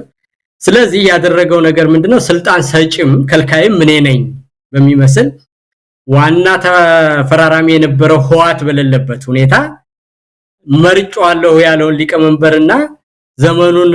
ጨርሷል ያለውን ሊቀመንበር ብቻ በመያዝና አዲስ አበባ ላይ ነው ሁሉ ነገር ሹመት የሚሰጠው። ስለዚህ ሹመት ለመስጠት ደግሞ አምጥቻለሁ ቃል ኪዳን አስፈርማለሁ ብሎ ያደረገው ነገር ሁሉ እንግዲህ ያ ህዋትን የሚያስቀይም አይነት ነገር መሆኑ እናንተ ምንም ነገር የላችሁም ስልጣን የምሰጥም የምከለክልም እኔ ነኝ በሚመስል መልኩ ያደረገው። ይሄ ደግሞ ግን አሁን እውነት ነው ወይ ያስኬዳል ወይ ካልከኝ የሚያስኬድ አይደለም። አንደኛ ይሄ የቃል ኪዳን ሰነድ የሚለው ምንም አይነት አስገዳጅነት የለውም። በፕሪቶሪያ ስምምነት መሰረት የሽግግር መንግስት ይሆናል። የሽግግሩን ፕሬዝዳንት በተመለከተ በህዋትና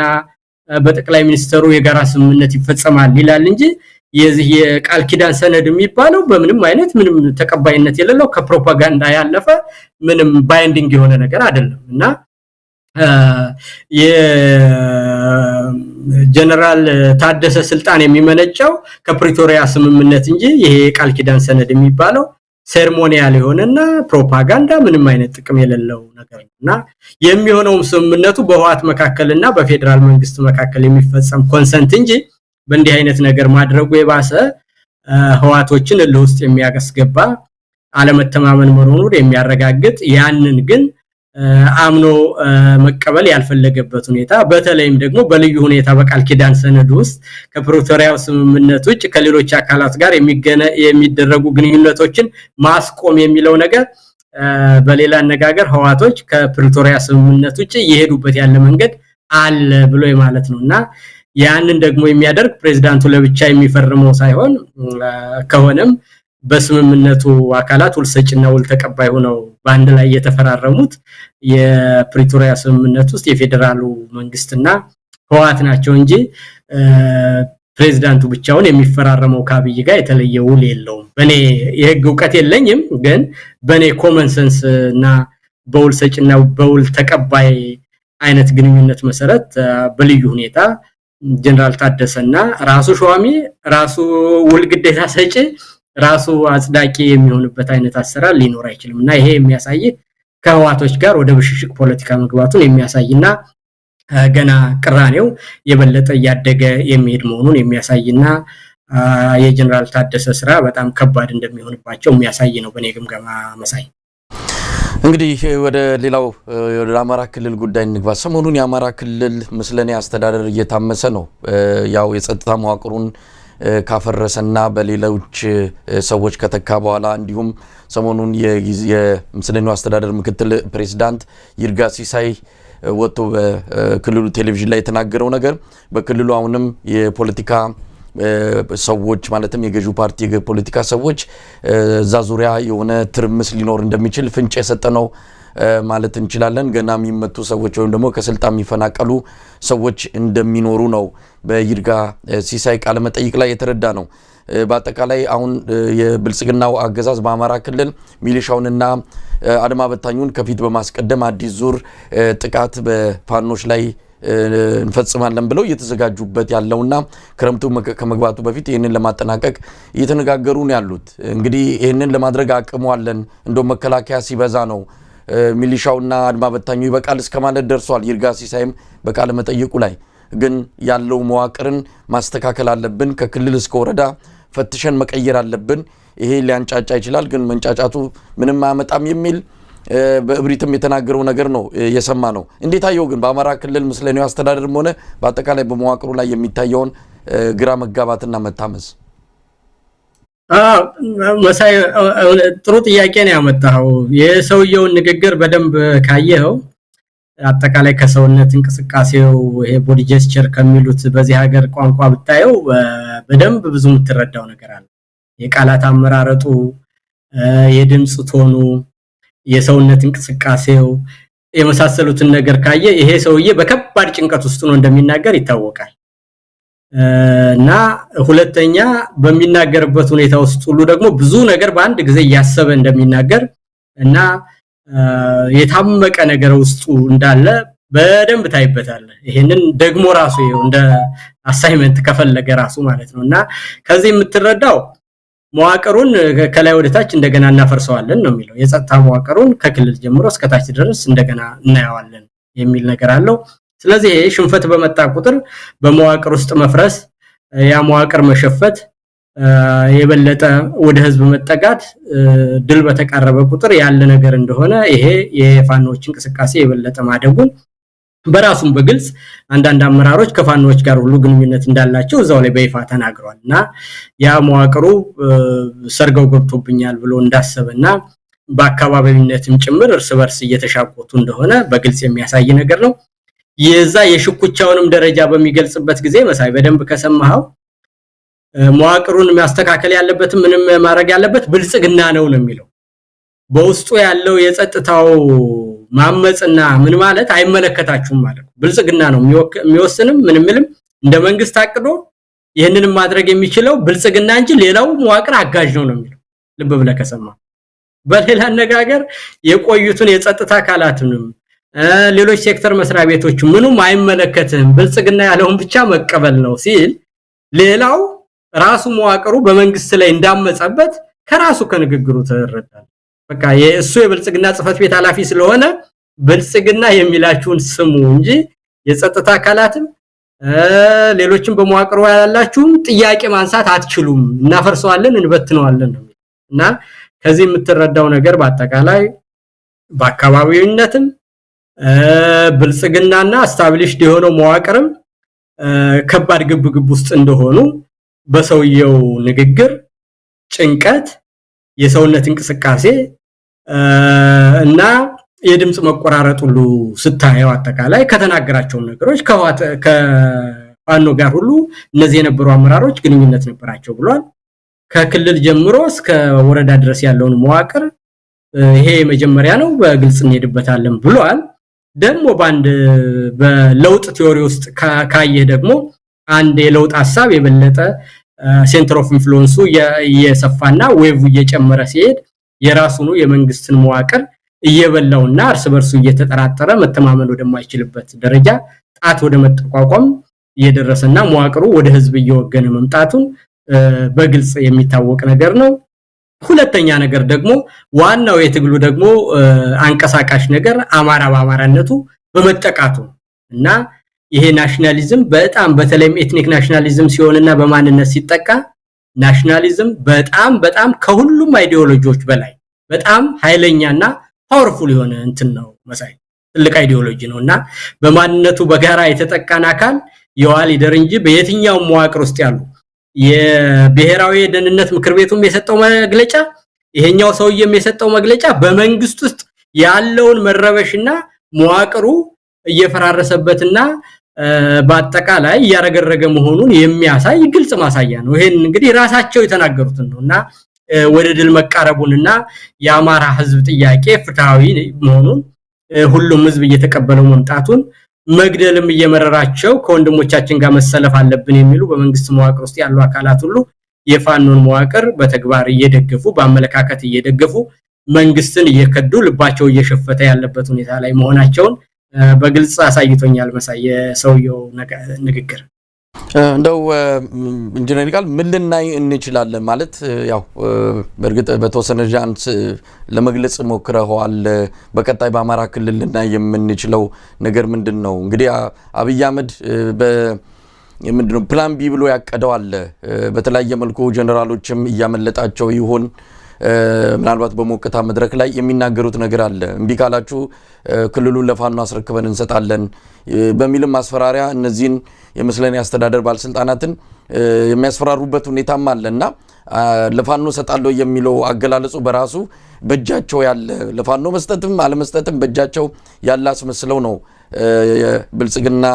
ወታደራዊም ሆነ ፖለቲካ ባለስልጣናት የሚገልጹት። ግን ምን ልናይ እንችላለን? በየትኛውስ መልኩ ይሄ የአብይ አህመድ የመስለኔ አስተዳደር ሊጠገንና በእግሩ ቆሞ ክልሉን ሊያረጋጋ ይችላል? እንደው እድሉም አለው? አይ መሳይ አንደኛ የሱን አያውቁትም። ይኸውልህ አሁን በኢትዮጵያ ውስጥ ያለው ስርዓት እኮ የፌደራል መንግስት ማለት የክልሎች ሸርድ ሩል ነው እና የክልሉን መንግስት ከሰጠህ የፌደራል መንግስቱንም ውክልና መስጠት አለበት። የፌደራል መንግስቱ የክልል መንግስቶች በፈቃደኝነት ብሔር ብሔረሰቦች ያወቀሩት የጋራ መንግስት ነው። አየው አይደለም? ስለዚህ ለፋኖ ዝም ብለህ ክልሉን ብቻ ሰጥቼ ከዛ በኋላ በቃ የሚል አይደለም።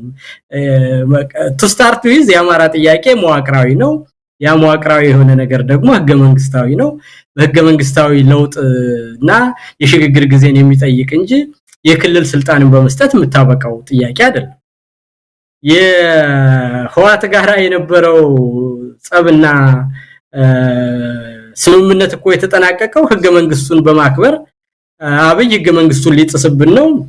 ያላግባብ በስልጣን ሊቆይ ነው የአንድነት ኃይሎችን አስተሳሰብ ይዞ ሌጋሲያችንንና ህገ መንግስታችንን ሊያጠፋብን ነው ብለው ነው ህዋቶች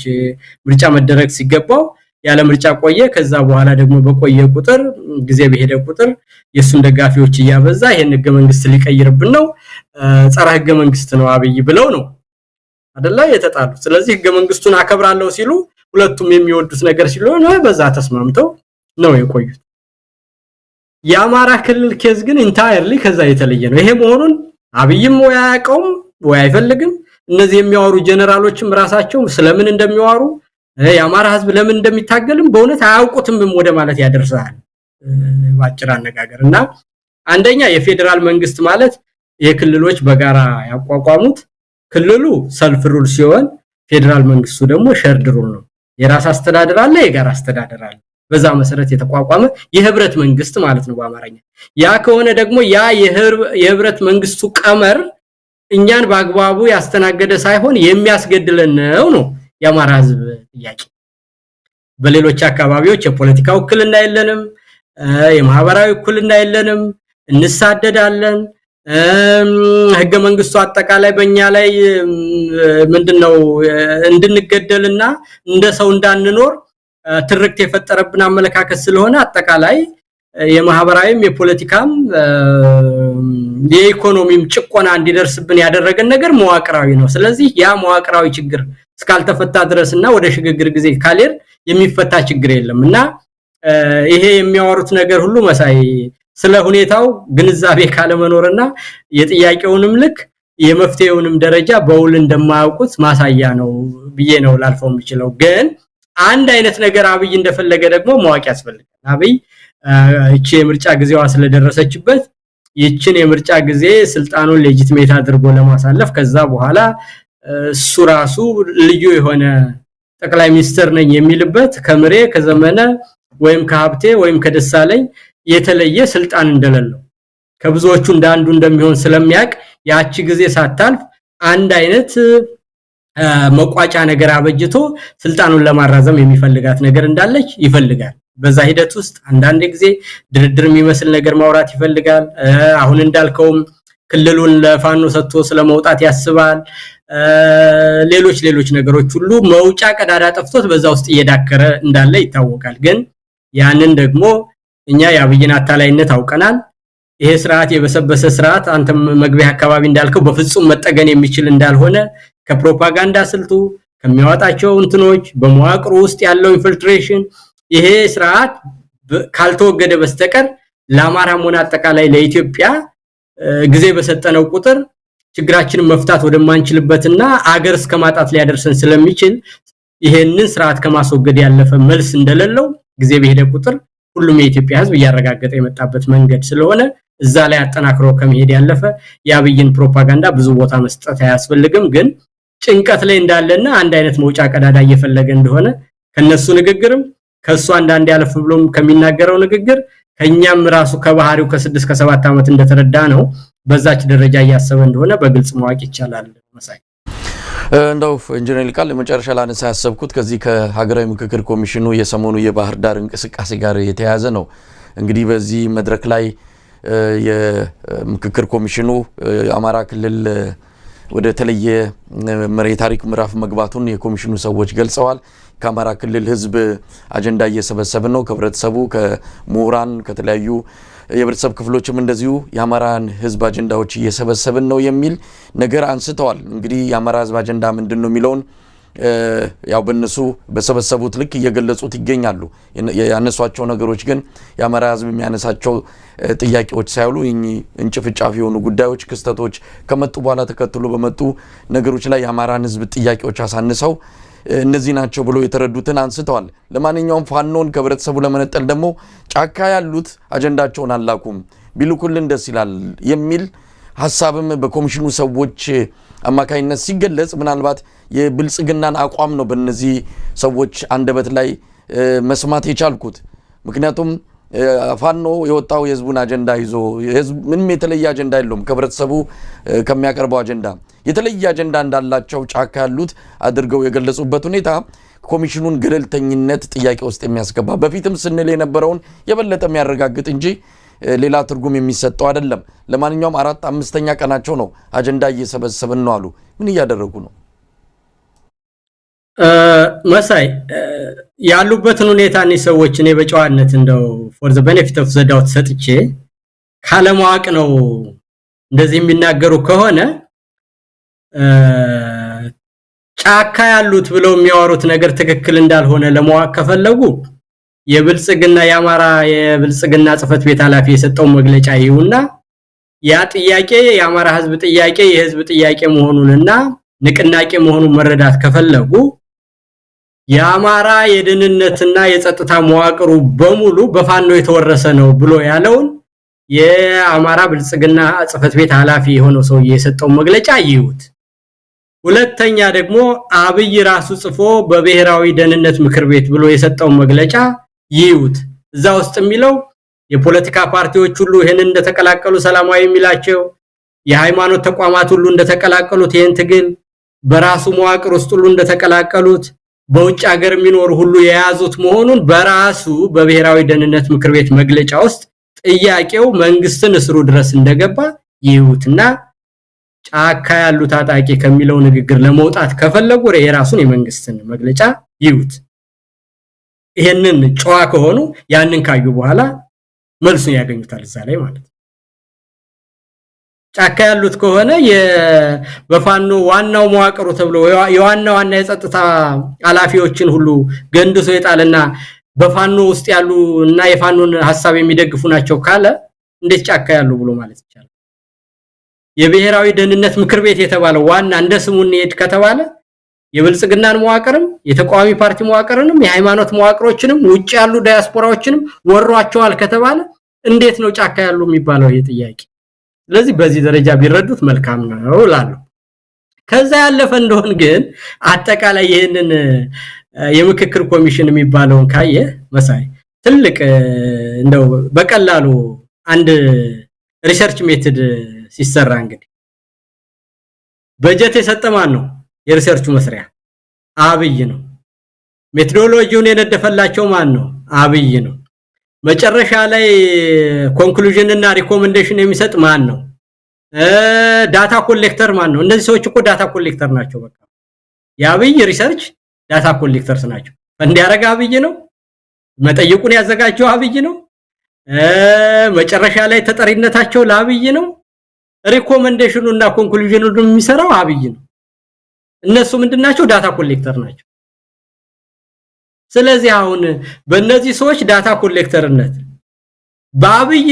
መልስ ሰጭነት የአማራ ህዝብ ጥያቄ መልስ ያገኛል እና ይሄ ደግሞ በህዝብ ተቀባይነት ሆኖ ለኢትዮጵያ ሰላምና መረጋጋት ያመጣል ብለው ነው እነዚህ ሰዎች የሚያወሩት። ያውን ምንም በቀላሉ ለማስረዳት ብዬ እንጂ የነገርኩ ነገር ሁሉ እውነት ነው አይደለም።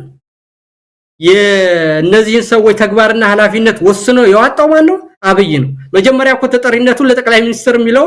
እንደው ግዴለህም ስማችን እንዳይጠፋ ለምክር ቤት ይባል ተብሎ ነው እኮ ይሄ የሆነው ታውቃለህ አይደል? ስለዚህ በአብይ ከሆነ የሥራ ዝርዝራቸው የወጣው ገንዘብ የሚሰጣቸው አብይ ከሆነ ሪፖርት የሚያደርጉት ለአብይ ከሆነ መጠይቁን የሚሰበስቡት ለአብይ ከሆነ መጨረሻ ላይ ደግሞ ሪፖርት አድርገው ኮንክሉዥን እና ሪኮመንዴሽኑን የሚሰራው የአብይና የአብይ መንግስት ከሆነ የአብይ መንግስት ለኢትዮጵያ ሰላምና መረጋጋት ያመጣል ብለን ማለታችን ነው። በአጠቃላይ በ7 ዓመት እንደቆየ ነው ማለት ነው። እና ይሄንን ወደ ውጤት ያመጣል ብሎ የሚያስብ የውጭ አካልም ካለ ኢትዮጵያ ውስጥም ራሱን የሚያታልል ካለ እነዚህ ሰዎች አቃለው ገንዘብ ያገኛሉ፣ በሚዲያ ጋጋታ ይከበባሉ፣ የሚፈልጉትን ሰው ሰብስበው ያስወራሉ። ራቅ ብለው ካላሰቡ ሊያሳስት የሚችል ብዙ ውዥንብር እንዳለ ይታየኛል። ግን በተደጋጋሚ እየተነገራቸው ኤሊትን ምንም አይነት ከዚህ ሂደት ውስጥ አውጥተው የተቋሚ ፓርቲዎች ዋናዎች የሉበትም፣ ብዙዎቹ የሃይማኖት ተቋማት ጥያቄዎቻችን በአግባቡ አልተያዙም በሚሉበት ሁኔታ፣ የታጠቁ ኃይሎች በሌሉበት ሁኔታ ይሄው ሁሉ አልፈን ሌላው ሁሉ ደግሞ ቀርቶ ለአብይ መነሻው ሜቶዶሎጂው ኩዌሽነሩም የተዘጋጀው ሪፖርት የሚደረገው ሁሉም ነገር በአብይ ነው። በአብይ ተጀምሮ በአብይ የሚያልቅ በአብይ የሚፈጸም ነገር ዳር ያደርስና የኢትዮጵያን ውስብስብ ችግር በዚህ ሁኔታ አሁን ቅድም እንዳልኩ ዛሬና ነገ የሚሰሩትን እንኳን በወለይተው በማያውቁ ሰዎች ይሄ ስር የሰደደ ውስብስብ ክርክር፣ ውስብስብ ድርድር ለአስጨራሽ የሆነ ነገር የሚጠይቅን ብዙ ሰጥቶ መቀበል የሚጠይቅን እና ሰዎች እየሞቱበት ያለውን ነገር ሁሉ እንደዚህ ያድርገው የሚያረጉት ነገር የልጆች ጨዋታ ነው። የትም አይደርስም። ከዛስ ጎበዝ ከሆኑ እነዚህ ሰዎች እንደ ወደ ልቦናቸው ተመልሰው በዚህ ሂደት የትም ነገር ማንደርስ ስለሆነ አብይ ወደ ልቦና ተመለስና ከስልጣን ወርደህ አጠቃላይ የሆነ ኢትዮጵያን የሚመጥን የሽግግር መንግስት እንዲቋቋምና ለኢትዮጵያ መድን መሆን ከፈለክ እንዲህ አይነት ታሪክ ስልጣን በመልቀቅ ታሪክ ስራ እና ይሄንን በማድረግ ውስጥ ደግሞ የመጀመሪያውን ትልቅ ኃላፊነት ብትወስድ በኢትዮጵያ ታሪክ ተከብረህ ትኖራለህ ብለው ቢሰጡት እነዚህ ሰዎች እድሜያቸውንና ሽበታቸውን ትምርታቸውን የሚመጥን የአገር ወዳድነት ስራ ሰሩ በየምላቸው ይሄን ካደረጉ ብቻ ነው። ሌላ ሁሉ ነገር ግን ለአምባገነን ማሸርገድና ማደግደግ የተለመደው የኢትዮጵያ አድርባያን ምሁራን ዋና መገለጫ እንደሆነ ሁሉ እነሱም ደግሞ የዛ የተግባር ምሳሌና ለወደፊት ተማሪዎችም አድርባይነት ቦርዱና በቁመኑ በምንድነው የተግባር ምሳሌ ሆነው ማሳያ ከመሆንና በልጆቻቸው ፊት ከማፈር ራሳቸውን ወደ እውነት የሚመጡበትና ወደ ልቦናቸው የሚመለሱበትን ነገር ቢያስቡ መልካም ነው የሚል ሐሳብ አለኝ። መሳይ ምናልባት ኢንጂነር ይልቃል እንደው ከታሪክም ከህግም ተጠያቂነት ሊያመልጡ ይችላሉ እኚህ ኮሚሽኑ ሰዎች? ምክንያቱም አንደኛ የጫካ የገቡትን በተመለከተ የሰጡት ምንድነው ምላሽ ወይም ደግሞ ማብራሪያ አይደለም። ከምንም በላይ የአማራ ህዝብን ችግር አለመረዳት፣ የአማራ ህዝብን ችግር በስርዓቱ ቅርጫት ውስጥ ብቻ አድርጎ መመልከት፣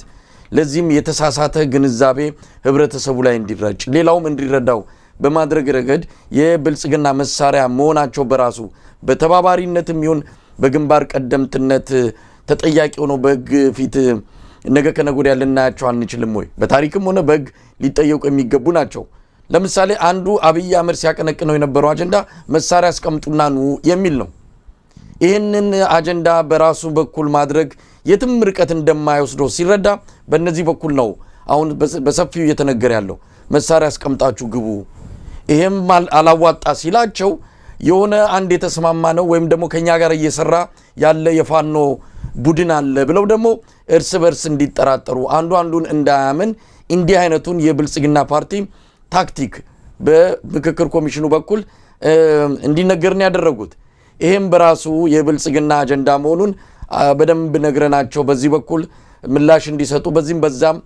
ሲዋከቡ ጊዜ ይሄንንም አጀንዳ ተውትና አሁን ደግሞ እያሉ ያሉት ከነ መሳሪያችሁ ነው፣ ግድ የለም መሳሪያችሁን ይዛችሁ ኑና አጀንዳ ስጡን። ቀልድ ነው የተያዙት። ምንም እንኳን አብይ ይሄንን ቢፈልጉትም እነዚህ ሰዎች በህዝብ ላይ እንዲመቀለድ ለምን አስፈለጋቸው? ስለዚህ ከታሪክና ከህግ ተጠያቂነት ያመልጣሉ ነገ ከነገ ወዲያ? አያመልጡም መሳይ፣ በምንም አይነት ሊያመልጡ አይችሉም። ምክንያቱም አሁን እኮ እነዚህ ሰዎች እኮ የአብይን በደም የጨቀየ እጁን እናጥባለን ነው እኮ፣ በህዝብ ቁስል እናላግጣለን እኮ ነው አሁን እያደረጉ ያለው። ወይም ደግሞ አብይ ያማልዳል ነው እኮ። ከአብይ ውጭ ያለው መፍትሄ ሁሉ ወደ ውጭ እያሉን እኮ ነው። የተቃዋሚ ፓርቲዎች አይመለከታቸውም፣ የታጠቁ ኃይሎች አይመለከታቸውም፣ የኢትዮጵያ ኤሊት አይመለከተውም። ለዚህ ሁሉ ችግር አብይ መፍትሄ ይሰጣል ያለን፣ እኛ ደግሞ የአብይ ዳታ ኮሌክተር ነን። ስለዚህ ከአብይ ውጭ ያለን መፍትሄ ሁሉ ኢትዮጵያውያን የምታስቡትን ሁሉ አልመለከትም፣ አብይን ብቻ ነው መደግፍ እኮ ነው በሌላ ነገር። እና እንግዲህ ደግሞ ለኛ ለኢትዮጵያ ብሔራዊ ደህንነት ዋና አደጋ አብይ መሆኑን በተግባር እርስ በርስ ሰዎችን የሚያጣላ አንዱን ቡድን ካንዱ ባንዱ ላይ የሚል ቦምባ አሸክሞ ድሮን እየላከ ትምህርት ቤቶችን የሚያፈርስ፣ ህፃናትን የሚገል፣ እናቶችን የሚገል፣ የሃይማኖት ተቋማትን የሚያፈርስ በአጠቃላይ በህዝብ ላይ ጦርነት ያወጀ መንግስት ነውና ይሄንን መንግስት ደግሞ እውቅናና ሽፋን እንሰጣለን፣ እሱ ያዘዘንን ነገር ሰርተን በሱ መንገድ ብቻ መፍትሄ ይመጣል ብለው የሱን ነውሮች ሁሉ ለመከለልና ለመሸፈን የሚያደርጉ ሰዎች ስለሆኑ በምንም አይነት በሞራልም በህግም በታሪክም በሁሉም ዘርፍ ከተጠያቂነት ወደፊት የሚያመልጡበት መንገድ እንደሌለ ምንም ይሄ ተግባራቸው የሚያሳይ ነገር ነው መሳይና ምናልባትም ምንድነው ይሄን ሁሉ ሰው እኮ አያገባህም አሉት እኮ መሳይ። በቃ እኮ በህግ የተገነዘቡ ፓርቲዎችን አያገባችሁም እናንተ ልጆቹ ወደ ሞት የሄዱበትን ነገር ሁሉ አያገባችሁም አሉ። አብይ ያዘዘን ስራ አለ፣ አብይ ባዘዘው መሰረት ብቻ ይፈጸማል። ስለዚህ አብይ የሚያደርገውን ነገር ሁሉ ህጋዊ እውቅና ለመስጠት ዋና ክንፍ አድርገን ካለም ብር ተበድረን እና እርዳታ አምጥተን ስማችንን ሽፋን አድርገን ያብይን ወንጀል እንሸፍናለን ብለው በአደባባይ በቁስላችን ላይ እየተሳለቀ ስለሆነ እኔ በታሪክ ከአብይ ጋራ እኩል ተጠያቂ ናቸው ብዬ ነው መደመደመው መሳይ። እንግዲህ ኢንጂነር ይልቃል ለዛሬ እነዚህን ጥያቄዎችና ሐሳቦች አጀንዳዎች ነበረ ያዘጋጀውት። ሌሎች ይኖራሉ፣ በቅርብ እንደምንገናኝ ተስፋ አደርጋለሁ።